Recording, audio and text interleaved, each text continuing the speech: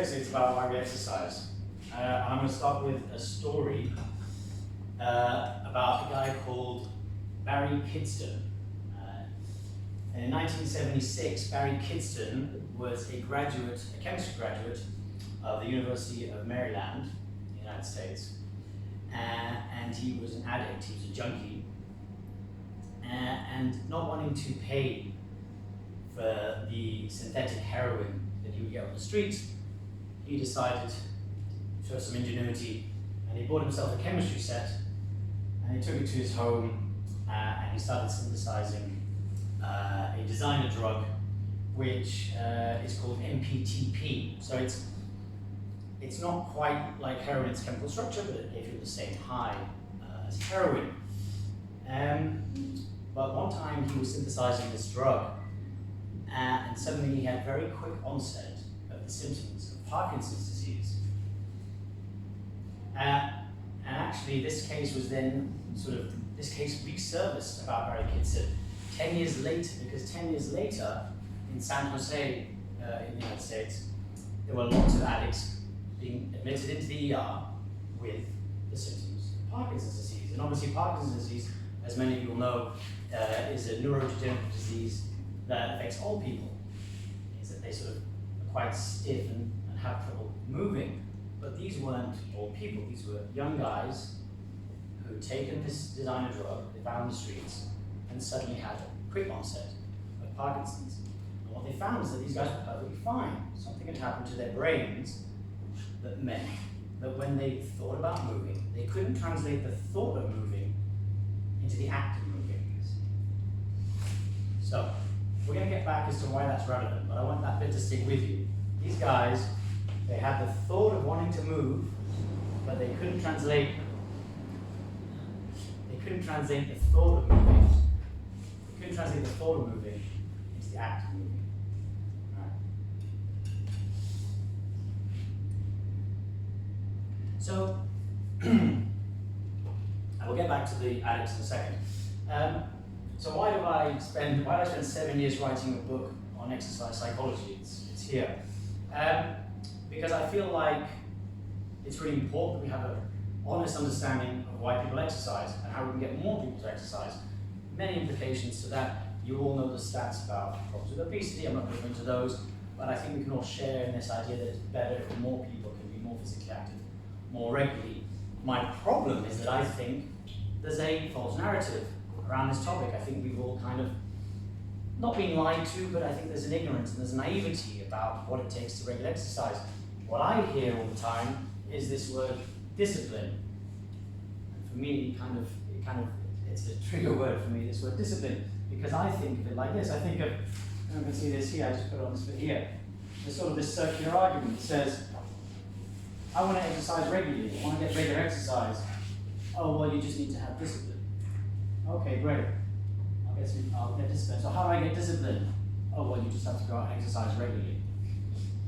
And that seems really obvious and stupid and a circular argument, but in veiled forms we're presented with that same idea over and over again.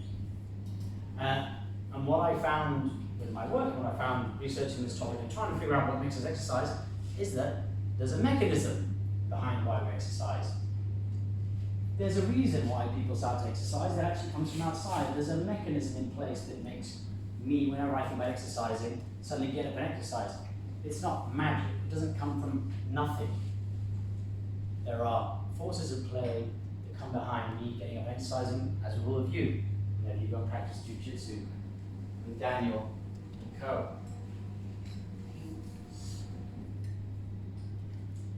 So the way I like to think of it, and I think this is a good analogy, is that we use words for talking about regular exercise. We talk about people being disciplined. We talk about people showing persistence and grit and determination. And then scientists and psychologists try and actually ground these words in hard facts and hard science. But really, these are sort of romantic words that we use to communicate. Well, I'm going to give you this analogy. Long before we understood the sea and the waves, we used to talk about the sea in the same way. We still do. We still talk about the sea being relentless. Okay? Relentless and persevering. but we don't really think of the sea as having agency. We don't think of it being relentless. We understand that there's a Coriolis effect that causes the sea to move and wind to pick up and then waves to be crashing on the shore, and they have this circular physics dynamic, and then they rise up on the seashore. We understand there's a mechanism for the waves. We understand where it comes from. We don't think of it in terms of these romantic words like relentless, persevering. And I think the same analogy works for the way we operate. When I see somebody go and exercise, I never think of the words, oh, he's got grit, or she's got determination, or they're showing discipline, because that doesn't mean anything to me.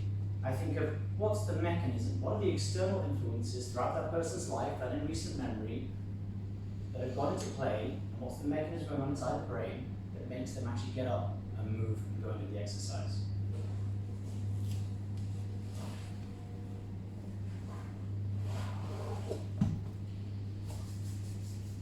So, a little bit more about me. I studied philosophy at the University of St Andrews. I actually started studying psychology and philosophy, and then realized that psychology was far too much study and work, and I would much rather do sports and go out in the evening than work hard, and philosophy was much easier. So I graduated with a degree in philosophy, and then after that I went into work on the sea, which took me in to various places. But 10 years ago, I'd actually just come back from an expedition to Antarctica, where we were studying the feeding and migratory behavior of humpback whales. And it occurred to me, this was before I started writing the book, it occurred to me that, well, these animals are expending energy, right? These whales, they're swimming massive distances to feed in Antarctica in the summer, and then they're swimming massive distances back to Western Australia, to an archipelago called the Kimberley, where they're going to mate and nurse and breed. And so they're spending all that energy for a reason. They're not doing it for no reason. And then just the other day, I was sitting with my daughter, my 6-year-old daughter, and we were watching a nature documentary on National Geographic Channel. Bertie Gregory, if you haven't seen his documentaries, they're fantastic. Highly recommend Bertie Gregory. And we were watching these hyenas, and these hyenas were going out and they were chasing some buffalo, and then they were chasing some springbok, and they were chasing some warthogs. And of course, then the commentary said, Bertie Gregory said, these guys live on a fine line of energy balance. They're walking a tightrope of energy balance. They're looking at a prey thinking, is this prey worth me expending energy? Am I going to get reward? Am I going to be able to get enough food that's going to justify me chasing that prey? Because they don't. They'll die. There's a survival mechanism. And guess what? All animals have evolved a survival mechanism of weighing up. Is it worth me to expend this energy? Right? It's an ingrained system that we have, that all animals have, and guess what? We have it as well. We only expend energy when our nervous system thinks that it's worthwhile, when it considers it worthwhile.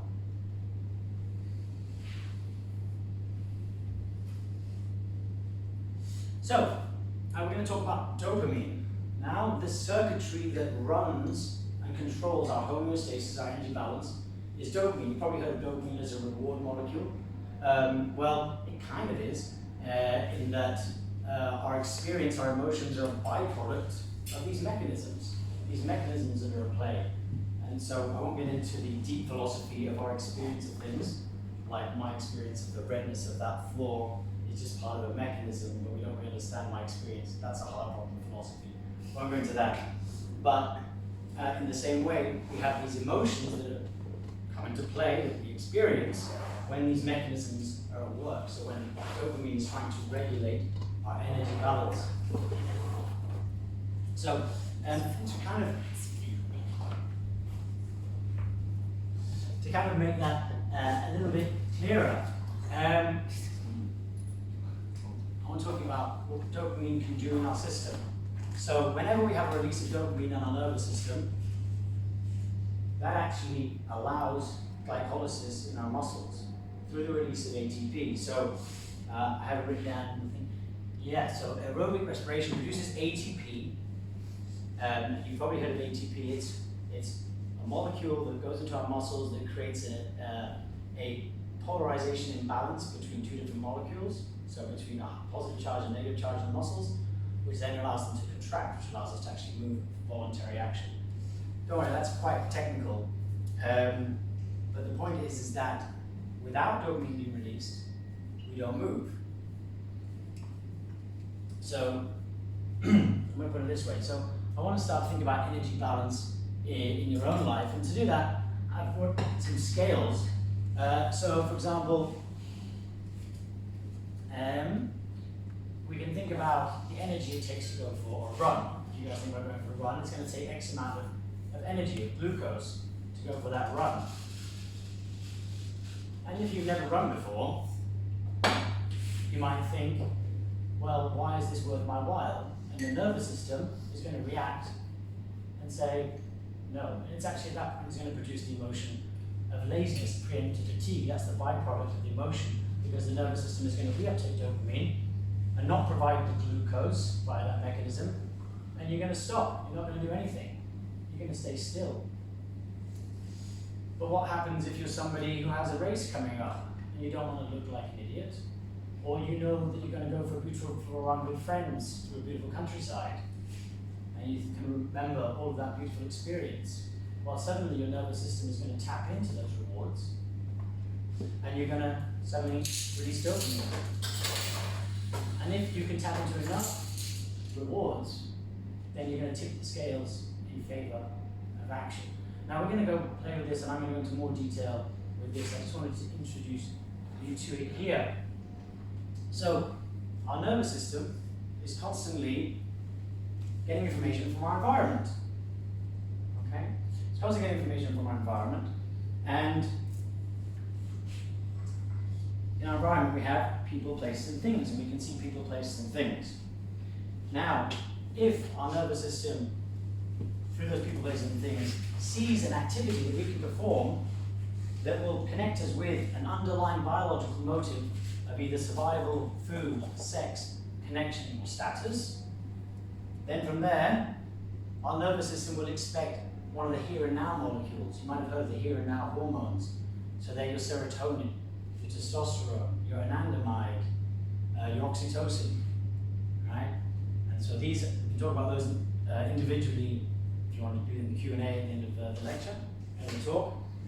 But when our nervous system expects any of those here and now molecules, which are connected to an underlying biological motive of survival, food, sex, connection, status, then it releases dopamine. And it's the dopamine that then gates the glucose in the muscles to then go and seek out that behavior.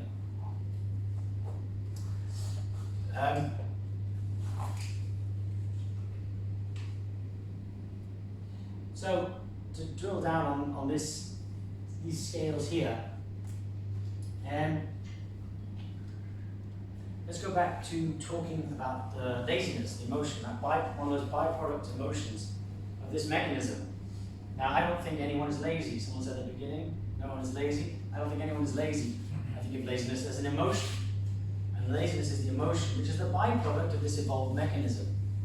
Right? So we've all had the experience of feeling lazy, and we think about going to do some exercise or any other activity. This applies to all activities in our lives. And suddenly we have this feeling of lethargy, of preemptive fatigue. We have this feeling of tiredness before we even start doing the activity. Well, that's our nervous system, not expecting sufficient neurological reward, not expecting sufficient here and now hormones. It's not expecting enough underlying biological motive, because it's not had enough stimulation from people, places, and things to suggest that it's worth our while. And we produce this emotion of laziness.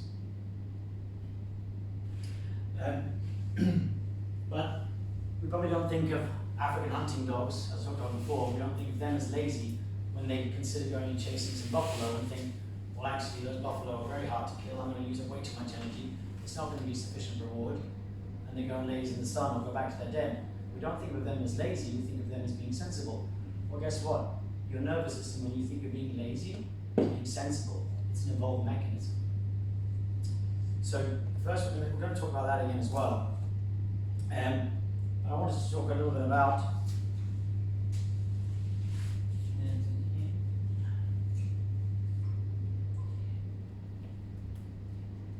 But laziness, and again, like I said, laziness is the emotion. And just a little thing about the etymology, think about the word emotion, emotion. You take the E off that word emotion, and guess what? You've got motion.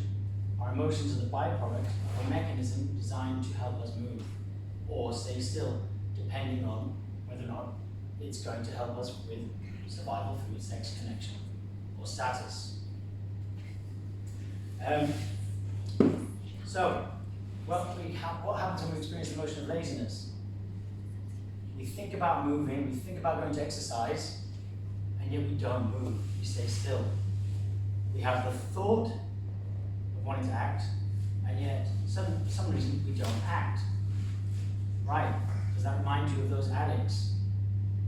Right, so what happened with those addicts in San Jose and Barry Kidston back in 1976 is that actually when they tried to synthesize MPTP, that designer drug, that synthetic heroin, they accidentally overheated it, and there's a byproduct, another drug called MPPP.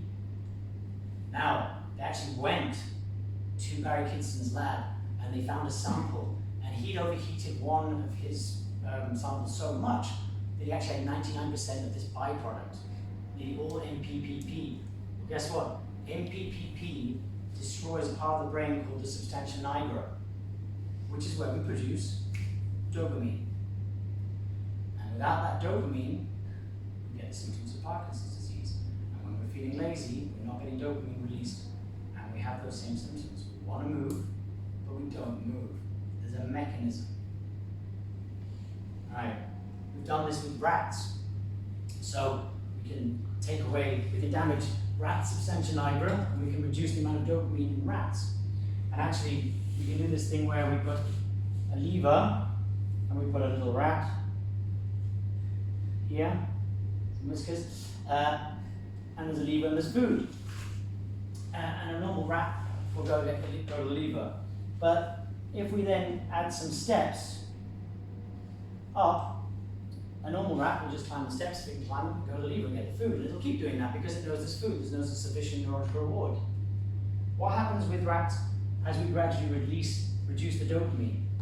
As we gradually reduce the dopamine, but by damaging the substantia nigra, suddenly these rats, they think, sod that, I'm not going to go up those stairs. These are perfectly healthy rats, apart from the reduced amount of dopamine in their nervous system. And then they won't go up the stairs. And actually, scientists actually call this point in between when we have this perfect balance. So how many steps is it going to take and how much reduction of dopamine before a rat gives up and won't bother going to get food? Well, they call that the tipping point of indifference. And that's your point right here. It's the tipping point between how much energy is it going to cost to perform that behavior and how much dopamine is my nervous system going to release in expectation of reward. And that's that point right here. Does that make sense to everybody? That's all. Alright.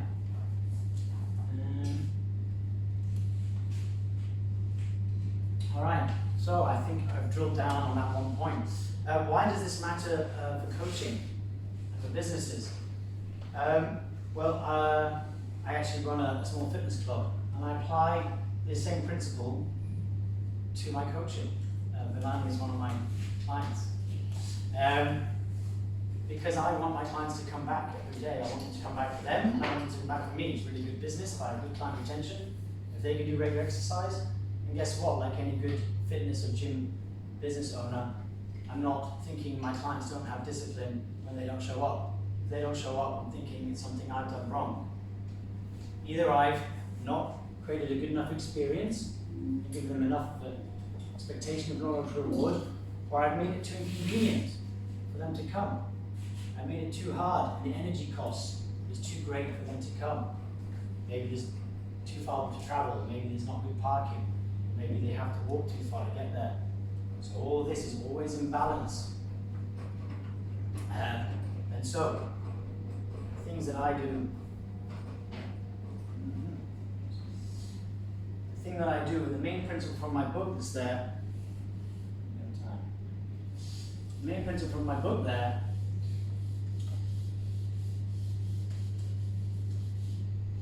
is how can we maximize expectation of neurological reward to increase the amount of dopamine the nervous system releases and reduce the amount of energy it takes for people to do something. Well, whenever I'm thinking about my clients and I think maybe the numbers are dropping, I think about three things.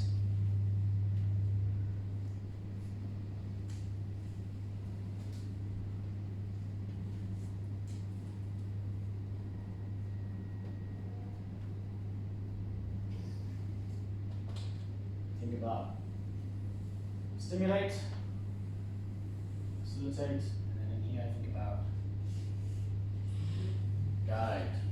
So, I think about stimulating their nervous system. I think about what is their experience, how can I tap into their experience and adjust the people, places, and things that they're exposed to increase their expectation of neurological reward. I think about that for myself. I think about what is the information coming to me. I make sure that the Instagram accounts that I follow, because I spend too much time on there anyway, are all giving me information about the positive experience of jiu-jitsu or training or calisthenics or running or the things that I want to be good at, so that my nervous system is constantly seeing people compete, and I compete with my girlfriend, and I think about status, and when I think about maintaining status, I get dopamine and I go and do the exercise.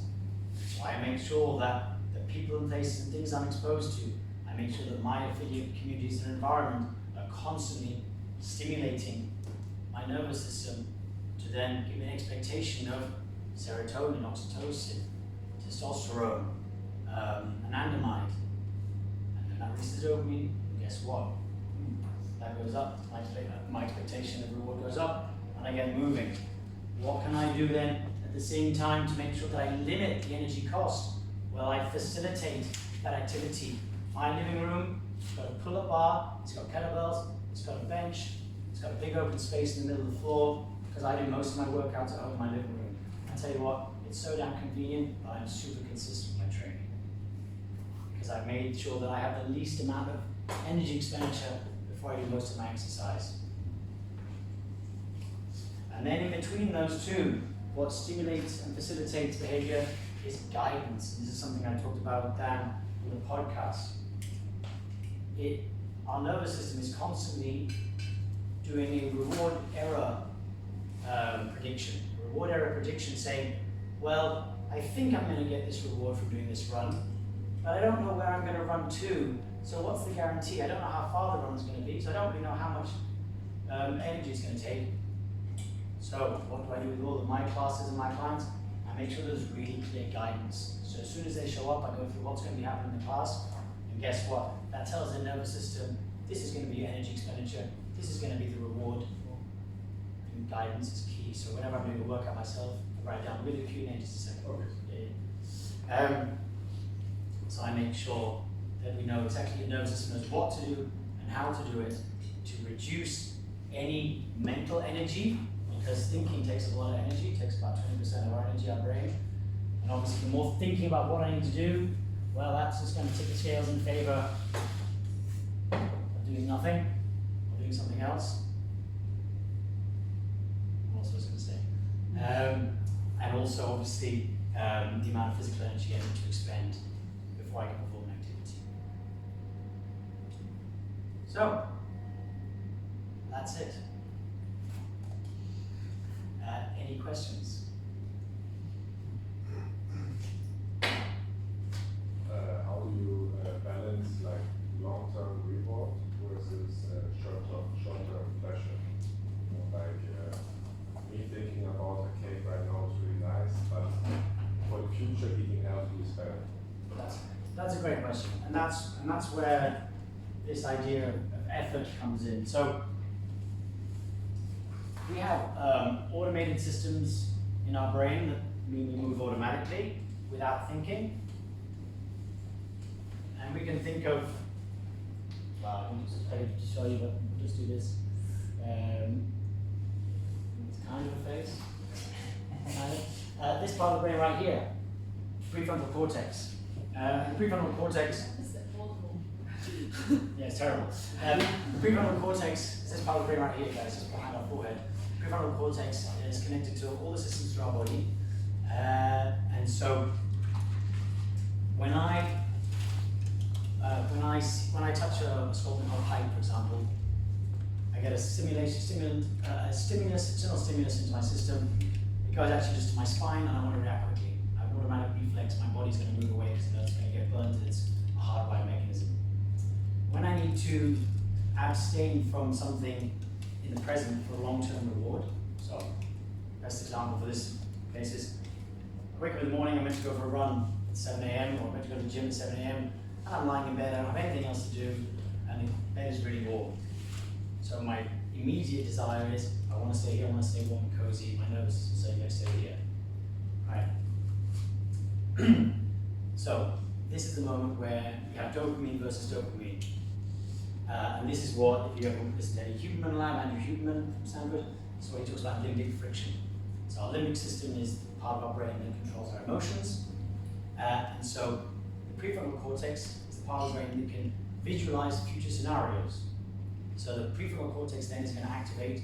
Your prefrontal cortex is saying, yeah, but I was meant to go to the gym at 7 a.m. and I told Tom that I would be there, and that's going to disappoint Tom, and that's going to be a negative social element. So I'm going to get a reuptake of oxytocin, so one of those here and now molecules. And I'm also going to compete with Tom, and last time he beat me, but I know I can beat him this time, so suddenly there's an expectation of status, so you're going to get some serotonin, and you're using your prefrontal cortex to manifest a future scenario to go through the same mechanism. You're using your prefrontal cortex to think, what is it about that future scenario which is going to give me some underlying biological motive of survival, food, sex, connection, status, which is going to let me tap into that expectation of here and now molecules in the future, which is going to outweigh anything I'm going to do now.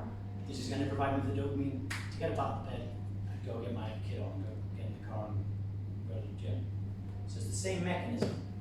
But important to know is, I could have written there on this one, discipline, self-discipline. We think of the sense of self. Again, I don't think there's any magic. Even myself is an accumulation of my experiences throughout my lifetime. So even then, to get up, I'm going to go to the gym. I'm still reflecting on experiences. I'm reflecting on last time I went to the gym with Tom, last time we competed. I'm still thinking about memories and experiences and the future places and things, which then can tap into my reward circuitry, my limbic system, and get me moving. Do you do that like just in the moment, or do you like, I don't know, do extra visualization practice the day before, or I don't know? No, but see, this is the thing, and I think this is where so many people go wrong.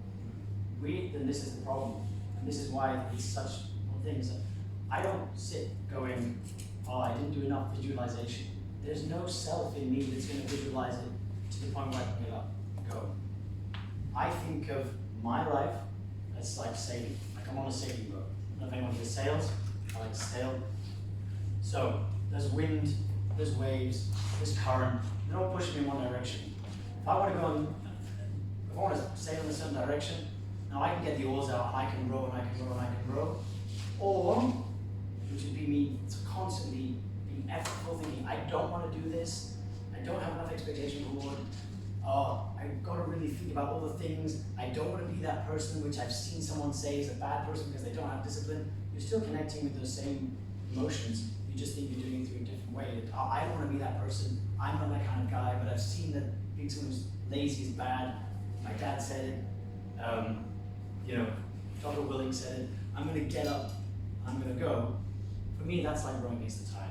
That constant experience of effort, experience laziness first, and then having to tap into my prefrontal cortex. If I'm doing that all the time, it's not going to be very fun. So in my book, I quote the Taoists, they have this proverb that says, that which is forced cannot be sustained. And I think that about my life. If I'm constantly forcing it, I'm not going to sustain it. So what I think is, well, how can I make adjustments to my communities, my environment, adjust the people, places, and things I'm experiencing, like adjusting the sails, just trimming them slightly, slight adjustments, that'll then stimulate, guide, and facilitate the physical activity I want to do. How can I make adjustments? It's going to stimulate, guide, and facilitate the activity I want to do, and then I'm constantly going to have this in favor of action. And guess what? I do way more activity, I do the things I want to do, write a book, whatever it is, because I play it this way. think about the mechanism and how can I play my neurological mechanism.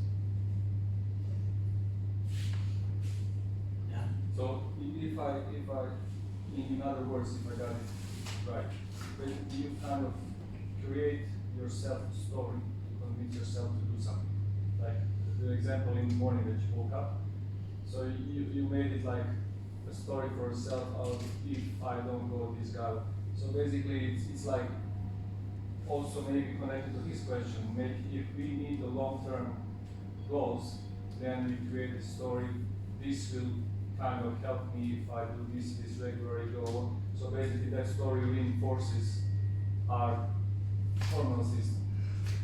Connected to this, now I have 2 kids. Because we are all kind of the same, but the kids are still developing and so on. So I have 1 kid that does not have a problem with kind of learning. The other one is we call it creative, and so is it the same like for kids to get them to learn something, kind of against what they want? They always just want to play more. Do we also need to kind of get this like trick reward system to get them in this system of dopamine reward? Yeah, absolutely. So it's basically the same stuff. It's exactly the same stuff. So so first of all, think about the long-term rewards, guys. Whatever is more salient to my nervous system is going to have more effect on my nervous system. So if I decide that in 10 years I'm going to run a marathon, and then I just kind of tell one person and then go about the rest of my life, and then every 2 weeks look at my little note that says, oh, how salient is that to me? I need to be going out and experiencing daily joys of running, that anandamide, that runner's high, the running through the forest that I enjoy. That's going to be salient to me. So I need to connect with the people and places and things now, in the here and now, that are going to help me enjoy it for then that future goals. If I need to be working towards a future goal, I shouldn't be trying to tap into some really distant future reward. That's not going to be very salient to my nervous system. That's not going to work. Try and make them more salient, more in the present, especially for kids because their prefrontal cortex isn't as developed, so they don't have this developed mechanism, but they're still going to respond. I was teaching kids last year. I taught kids many times with fitness. I was actually teaching English to a bunch of kids recently. And it's the same thing. I want kids to do something. Well, I'm going to stimulate, guide, and facilitate that behavior. I'm going to say, make sure that I guide them through the steps, make it as rewarding as possible, and it's got to be rewarding. So if I go to a group class and make them do stuff together, maybe I'll make it a little bit competitive, but I won't make it too competitive so that the bottom of the barrel can't feel like there's an expectation of competence. Right? So I'm thinking about those hormones, I'm thinking about those here and now molecules, I'm thinking about survival, food, sex, exercise, and I'm thinking about how I can stimulate and facilitate the behavior that I want from the kids, even if it's sitting down and reading a book, which is challenging because it's abstract, it's not stimulating for children, and I have to think about what I'm working against. And I do that with my daughter as well. And connecting to the food. So when you want to eat something sweet and you think about your long-term goals, to be healthy or whatever. So what's applicable in connecting to the food? Yeah. So again, I would if I found that I was getting a bad eating habit, right, suddenly it became way too convenient for me. My girlfriend kept on baking, really sweet buttery cookies full of sugar every day, and they were in my kitchen. So it was really easy for me to get them, really low energy to get them, they were really well facilitated, right? And they were every day, and so suddenly I was like, oh, I'm getting really bad. Well, first of all, I would obviously defacilitate as much as possible, right? I'd make sure that there weren't cookies, right? Until I learned how to cook something healthier. I'd make sure it's hard as possible to access that food source. And then what I would do is I would arm my nervous system as much as possible. Stimulation, so I would do it with my prefrontal cortex. So I'd be following like healthy cooking on Instagram. I'd be following things about the bad things about a glucose spike and how that's going to affect my body long term. I'd look at videos of people who have had that bad experience. And then I'd also try and reconnect with the joys of healthy eating. So I'd look at it visually. So it's a reminder, oh yeah, this is what healthy food can look like and taste like. And then I'd guide that healthy eating behavior. What's the next meal I'm going to cook? How am I going to cook it? What ingredients do I need? I'm going to have a clear plan so that my nervous system knows how to get from A to B to that reward. So there's not too much reward prediction error in the dopamine system. And then I start cooking more healthily. So it'll apply to food to whatever. Yeah. That makes sense? Yeah. So I'm asking my girlfriend to hide all the snacks because she needs to gain weight and Right. she have nuts, etc. And we had a small bottle, but then we just talk and now she hide it. I try to search, but then I ask her to hide it better. And then, because especially in the evening, so I'm quite self-disciplined, or I do some motivation, but in the evening, like I don't have this power, especially when it's just on the kitchen, and like it's so easy to grab it. And yeah, this is Really hard when you're living with somebody. You know, if you're trying to, you know, if she's trying to gain weight, you're trying to lose weight. Very hard in that situation. So again, because you can't defacilitate that food is going to be around nearby and easy, then I would make, so it's going to be really easy. yeah. So I'll take all these away. It's just no energy at all. I just got to go in the kitchen and get the food out of the fridge. Yeah. Super easy. Okay, so then what you got to do is you've got to not make it harder. You can't do that. What you're going to do is you're going to make it as rewarding as possible to eat healthy foods, and as unrewarding as possible to eat bad foods by arming your nervous system, by watching documentaries on all the negative effects of the food things you're going to be eating, reconnecting with the joys of eating healthy, you know, looking at your own body and enjoying the pleasures of the body where you like it, or the performance as well. If you're exercising every day, that's going to remind you of how your habits matter, and how you don't enjoy performing less well in jiu-jitsu or whatever it is you do, and reconnecting all that, stimulating that as much as possible, and that's going to then arm your nervous system in the moment to say, actually, I'm not going to eat that cookie, I'm not going to provide energy for this behavior, I'm going to provide energy for cooking a healthy meal. Then question like, why PGG more addictive than other sports? That's a great- Why sports? Yeah. Yeah, that's a great question. Those here now molecules, let's just say the oxytocin, serotonin, endorphin, anandamide, these are all associated with when we're experiencing play.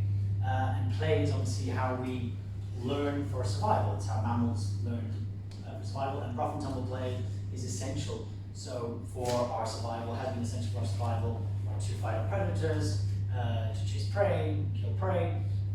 So that young mammals do more of that behavior, it makes rough and tumble play extremely rewarding. Right? So when we go and play jiu-jitsu in a safe environment, so there's no fear involved, you feel safe. Probably maybe the first time you do jiu-jitsu, maybe it was not that fun, maybe you were a little bit afraid, maybe you weren't so sure, thinking, is this going to hurt me, is this going to cause damage? And it wasn't so much fun, but then you realize, okay, we can do this safely, I can do rough and tumble play safely. Suddenly, you're maximizing the oxytocin, the endorphin, the testosterone, the serotonin, and suddenly, oh shit, it's a lot of fun, and it's a lot of dopamine behavior, and that's why jiu-jitsu is one of the, such a great way to train, because it's so addictive.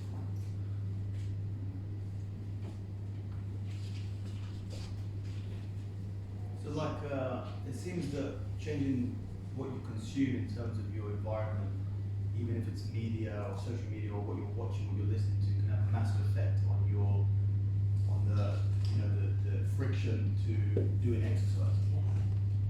Yeah, absolutely. The idea that I'm not under any illusion that I'm going to watch loads and loads of material, and that's not going to affect the rest of my life. Right? I'm going to watch loads and loads of, I don't know, daytime soaps. Daytime soaps, nothing. I never look at anything to do with exercise again. I'll stop looking at Instagram and I'll just go and watch daytime soaps. I'll watch dramas. I'll watch Jerry Springer, he's still around. That's going to affect my behavior, because my nervous system isn't armed for the activities that I think it needs, the exercise that I think it needs. Of course, it's going to affect me.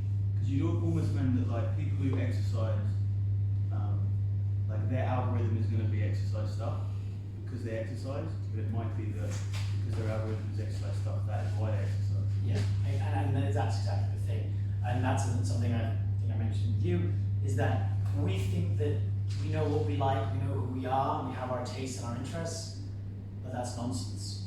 We're very malleable beings, and when we change the people, places, and things in our environment, then our interests will change along with it.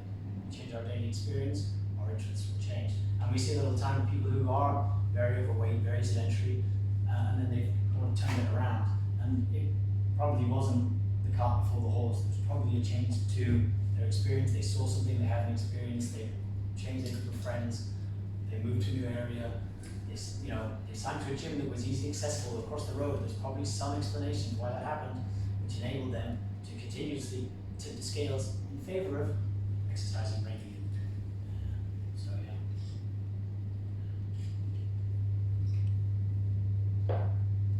yeah. Somebody has like a chronic illness, or maybe the student's not coming and training enough, they need to eat better, or they're coming with a lot of excuses not to go and train. Do you have like a template of how much negative versus positive reinforcement you use? Does it depend on the person? Do you start with the negative and then go more positive for the long run?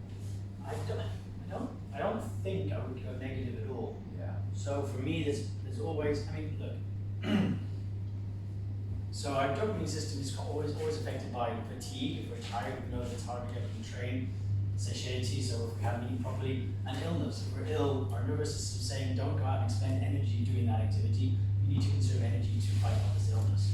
So it's going to affect how this balance plays out, right? So I don't know how ill the person would be.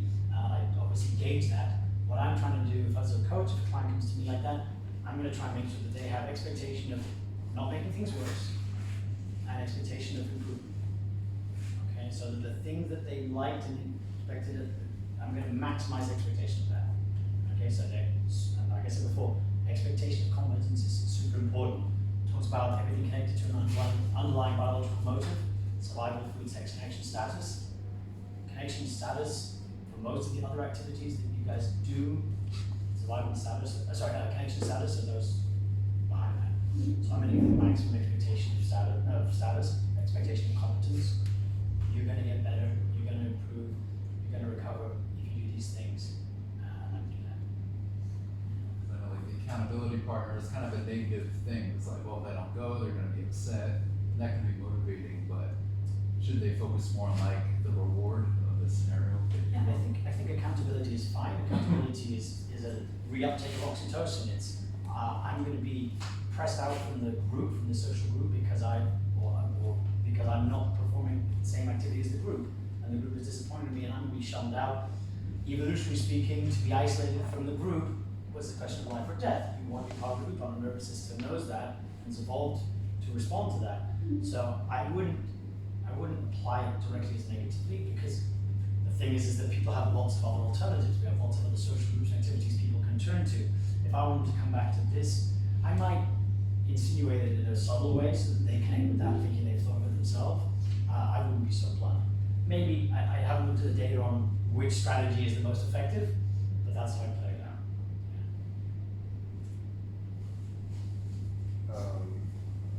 I don't know how to express in English correctly, but how do you, for example, one person that's really close to you, and you see them struggling, but they have themselves yet no interest in, for example, having a healthier life, like smoke, run or anything, and you need like this initial spark, I think, to make the decision to get healthy, for example. What do you recommend a person that is important to you? Okay. That's 50 year. Yeah, well, that's the whole point. Well, that's the question I was trying to answer. So to give you a complete answer, yeah, it's in there. You want to stimulate and guide and facilitate the behavior that you want to do. So when I take on a fitness mentoring client, I don't do it anymore. I'm busy with my fitness club, but I used to take on individual clients with the same problem. People who wanted to get into that fitness and they couldn't get into it. So what would I do? I would say, let's find an activity that's going to work for you for your interests at the moment, and we'll talk about why that's important. But first of all, something that's convenient. If it's not convenient, there's too much energy involved in getting to making a regular activity, it's not going to work. So what activity can that person do that's going to fit their health and their ability, where they're going to feel competent, they're not going to feel like the biggest idiot, the most incompetent in the group, that's nearby, easily accessible, affordable for them. What's something that's convenient? That's the first thing we do, right? That they can do and and feel competent. Okay. Then what I'm going to do is so that's step one. I'm going to think about what was their childhood activity. So were they someone who plays running sports as a kid? If they played running sports, then I'm going to tap into that hardwired stuff in their nervous system because, well, the nervous system knows how to run. It actually has experience of the joys of running and the anandamide, and their nervous system won't have forgotten that, and they're able to tap into those experiences, that physical literacy they had from when they were a kid. So I'll ask, what did they do when they were a kid? And if there's some way that I can tie that in with the current activity, so that's convenient. Right? Then what I'm going to do is I'm going to mess around with their environment. If it's an activity they can do in a group daily, but then they can also train for it at home. Like you guys might train, you might train your group at home. Okay, well I'm going to make sure that the trip training is clearly facilitated and guided. I'll tell them what they have to do, how many sets, how many reps, and what exercises, make sure that's available, really accessible in their home, really convenient in their home. And then they might be motivated to do that because they're like, oh, well, I'm going to go back and I couldn't do that. I couldn't perform that skill in the class last time and I felt a bit bad, but if I do this training now, then I'm going to be able to do that and I won't feel as incompetent. I'll have that expectation of competence. So I'll tie two things together with a group activity and training at home. And then the last thing I'll do is I'll get hold of any social media they use. Instagram, YouTube, I have it in the book, it's called one-click conditioning, and I'm going to work those algorithms to my favor. So whenever I want to do something, if I'm like, I was doing high rocks, I needed to run more, I was like, right, I'm going to follow hashtag running, hashtag love running, hashtag running every day, and guess what, my social media feed is full of those absolutely annoying memes, but guess what, they're constantly reminding me of how much other people love running, and my nervous system responds to that, and I'm doing more running. Whether it's hashtag jiu-jitsu, whatever it is, or subscribe to different YouTube channels, if that's the media that they feed into, then that's going to have an effect, because the algorithms think that they like it. Because the algorithms are going to work back to front, they're going to say, oh well, this person likes this, I'm going to feed them more. And if you do the other things, maybe that'll get the ball rolling. That's a nutshell, now you don't think about it. I have one more question.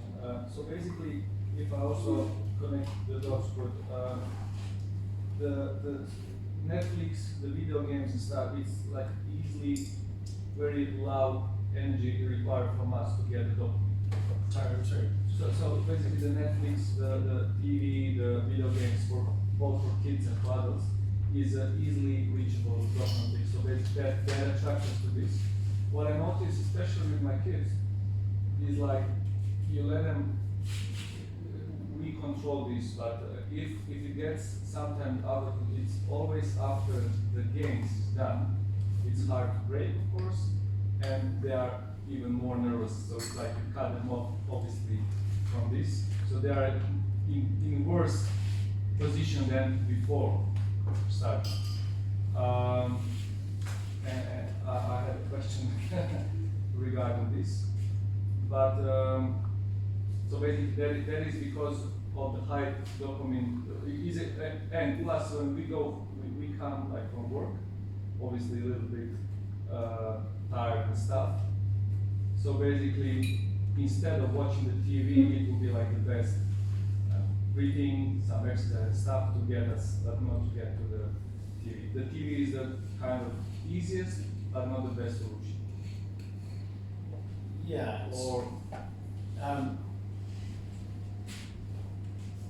I mean, yes, obviously the problem is how quickly images change, and now you talk about attention deficit, and I again think this is it's got a name, but it's a man-made disease, attention deficit disorder. It's because we have too much stimulation and constant changing of stimulation, so then the nervous system becomes primed to expect a change constantly. And yes, that's why we get addicted, because when we're scrolling, when we're playing video games, when we're watching TV, our nervous system, when we're watching TV, our nervous system really, it's very primitive. It doesn't know that those people on the screen are projection. It sees people fighting, it thinks we're kind of involved in the fight, and it produces dopamine to react. And so our nervous system says, you're in the right place. If dopamine is produced for our survival, right, then when we release dopamine, our nervous system, you're in the right place. So when we're watching TV, our nervous system says, we've sort of hacked into this mechanism. So you're in the right place, stay there. Don't go anywhere. And you're expending almost no energy. Brilliant. You're doing fantastic. but why? But it's not productive, is it? Like, I mean, for a brain of dopamine, but why then after this is done, then we got a surge of like, oh, I spend too much on TV, or kids are getting, like suddenly it is some other form of maybe cortisol is produced. So think of it also. Just think in terms of this mechanism. You think. So hold on. So look. So it's almost no energy watching TV, scrolling, playing video games. Almost no energy being expended, and a bucket load of neurological reward. Okay, you've been doing that for hours. Your nervous system is primed to expect to spend very little energy and get loads of reward. Constantly primed like that. And then you get up and you say, okay, now I've got to make myself a nice meal. Oh, I don't really even fancy it that much. I don't really think it's going to taste that nice. Suddenly, you've actually got to expend some energy and no reward. Guess what? You're going to find it really hard. You're going to experience that emotional laziness, fatigue, more likely, because you primed your nervous system to expect high dopamine with low energy expenditure. When really most of our day-to-day life, luckily it recalibrates. When kids will recalibrate, the more you get them off the TV, the more you get them off the scrolling, the more you get them off the video games, they'll recalibrate. It's called the hedonic treadmill. Dopamine system will recalibrate. I have a question. So if I'm using social media or the algorithm to time myself to do what I want to do, Yeah. but that also affects me to do less because I've gotten already the dopamine of doing it. What's the perfect amount? Like how much time should I be on social media to time myself to do what I want to do before getting the I don't want to do it because I've already gotten the Are you getting the stuff you need to do done? Me, yes, but Then you've got a good balance. but other people that I want people to get done. And then you need to reduce it. Okay.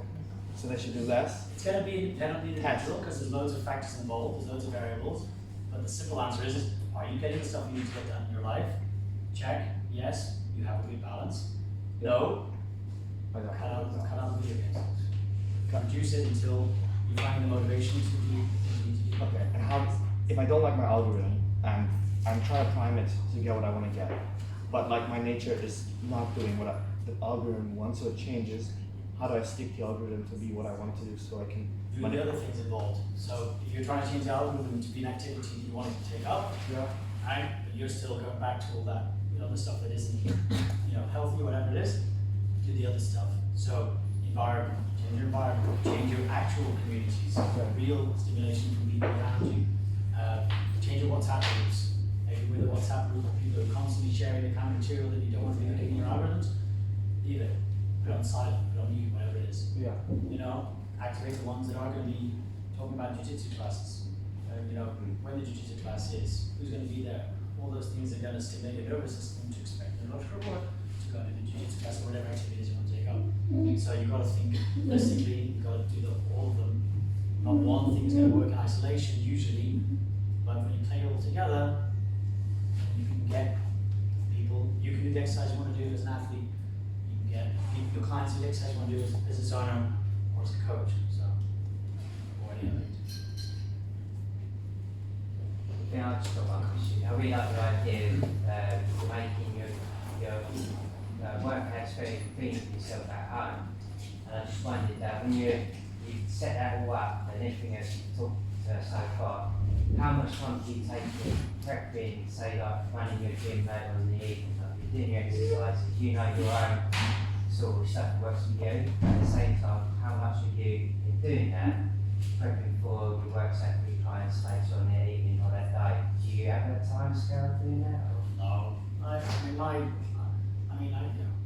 wrote the book, but my time management isn't ideal for me. What works for me, and this is the thing, it's like, this is why I don't like personality models, because we think about personality models, we say some people are conscientious and some people aren't, so some people are self-disciplined and some people aren't, some people are lazy. Well, there are times in my life when, I had my own gym business and I only was doing a couple of classes a week and I knew I could work on it, but I only had maybe 20 clients and people weren't writing to me so often, they weren't asking me to respond. I've got over 100 clients and they're writing all the time. I'm constantly stimulated, constantly reacting, and so I'm working all the time. And suddenly, I'm like, I'm a workaholic. I haven't changed. My environment's changed. Stimulation to my nervous system's changed. So setting aside time, yes, time management is obviously going to be a separate story. I'm sure you'll find many people to talk about time management better, but I'd still say the same thing is, am I going to get sufficient reward by time, but I still need to have the dopamine to perform the activity. Well, have I given myself enough expectation of reward for this activity? Is there enough external stimulation from the people, places, and things in my environment to give me that expectation of reward so that I actually go and do the thing? So I can set aside time for myself all the time and never do anything. And the reason I haven't is not because I'm not self-disciplined, it's because I'm not giving myself the expectation of reward. Yeah. Sorry. Can I buy a book? Bye. Guys, thank you very much. Okay.